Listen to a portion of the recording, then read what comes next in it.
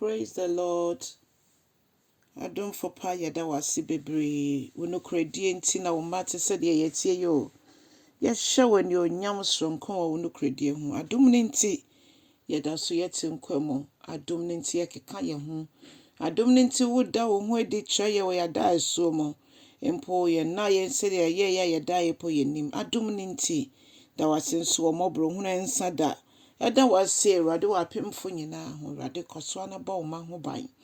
Nempo mo nso mo twa w'anim e wo yefrum aba nso. Awurade ye dan wo se Awurade wo de bedom mo. Awurade so se mo mobro hu no nọọso na chichema wo ma se de wo ye na da no. Wo na wo ye yendimafo ye kamafo. Wo na ye kan ye nsem kyerɛwa wo tie ye na wo ye nso hye wo ni onyam. Na wo dum ye ne hia ye nyina nso. Ye da wase bebre ne. Se waye ede ama ye imprekosu bio. Na mrepa no so se Awurade mo nyina ba sua wasua mo nyina asomdwe mu. With Jesus Christ within when you bompaye. Hallelujah.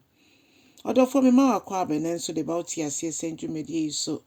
Ye be fi akenkan some efi sama wo ma edi kan etimiensa nchiche ba akokosi edu.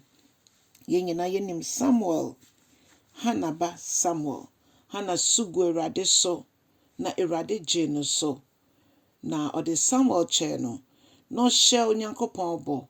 Se Awurade wo dum me oba me de oba bani me de no be ma wo ampa nso abofra ne du baabi no ono ya kwala akora ne maame de ne koila nchen koda ne ho edi se me ne maame no a na me bom paye wa sordem na wo bi se me se ma no nsa no makoma so ade no kan se nyame nye ma me ampa nyankopon wa ya ma me na emu abanie no de abofra kotena ila nchen.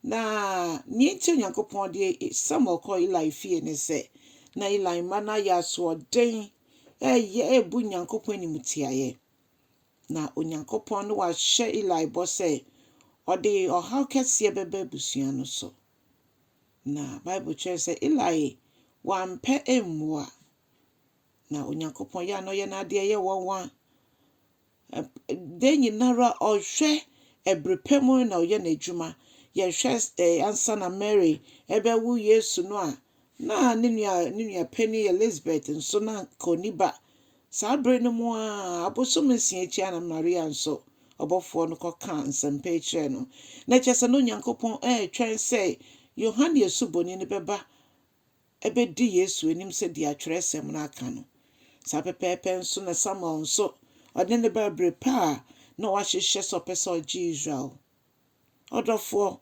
bibie ni wa kyewe Awurade enimo wo de obisade ato nanim wa waresem wo sikasem wo dwumasem wo yefunu sem aware mu nsem onyankopon oye nokwafo na nyane se yebedi nokrama no ono de oye nokwafo nye ya bresu ena obedi nkugwa na so betwa ntro eno nti Samuel ye obi onyankopon efre mprensa na abofra no onim nyame nti nyankopon frɛ no onim na de ban ni nyina akɔ Eli ho na sɔfo Eli ka kyerɛ no ne prensa so sɛ ukoda ho bio na wote sa ne ya ka sɛ kasa na wakoa eritie abofra no ye setie ye ne sa pepepe no nyankopon ka hinta sama kase mu odu e de kyerɛ abofra na wo me sɛ yakenkan sam no kodu yimudu de ba ne wodu ba akokɔ no e kyerɛ sɛ onyankopon ka kyerɛ abofra sɛ mebe ya ade bi ma na ya wonwo wɔ Israel memu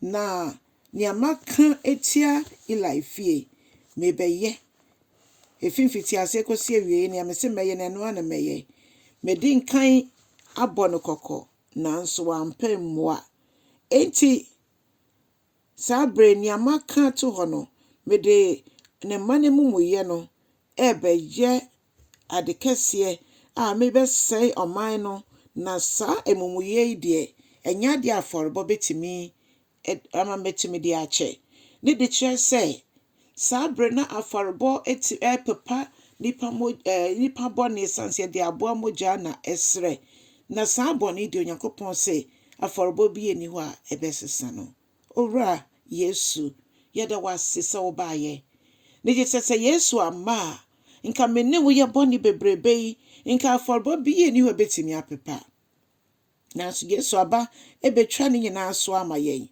ɛde ne nipadua bɛbɔ afɔre ɛde ama yɛn a ɔno n'afɔrebɔ no etimi pepa bɔne nyinaa ɔdɔfoɔ enti ɛnka wo bɔne nhyɛ na ntena wo bɔne mu daabi sɛ wo pɛpaa sɛ wokɔ heaven dia ɛne heaven kwan no yɛmfa bɔne so ɛntene mu wɔbra Yesu ebetua ho ka moma yɛnka nkyɛ Awurade sɛ ɔmfa yɛn mfomso nyinaa nkyɛ yɛn ɔnkae mogya no na ɔmfa nkyɛ yɛn ɔnokwafo yɛbɔ mpaeɛ sɛ nhwɛ yɛn mfomso ho ntwa yɛn nkyene Awurade hwɛ Yesu mogya ne ho na ma ɔmɔbrɔ hu no dɔɔso ma yɛn na bra yɛdwane afi bɔne ho ne yɛdane yɛkyia ma bɔne no na Awurade yɛgya yɛn ho ma wo sɛ fa yɛn mfomso kyɛ yɛn na fa yɛn yɛ Awurade yɛn mu bi ba wo mu akyɛ nanso yɛda so atɔ apɛ yɛbɔ mpaeɛ sɛ ma wo nkronkron ne nkanya yɛn na dua yi na nea waka afa yɛn ho bia ɛmmɛ mu nhyira nsɛm nyinaa ɛmbɛ mu nhyɛ Yesu wo din anuonyam amen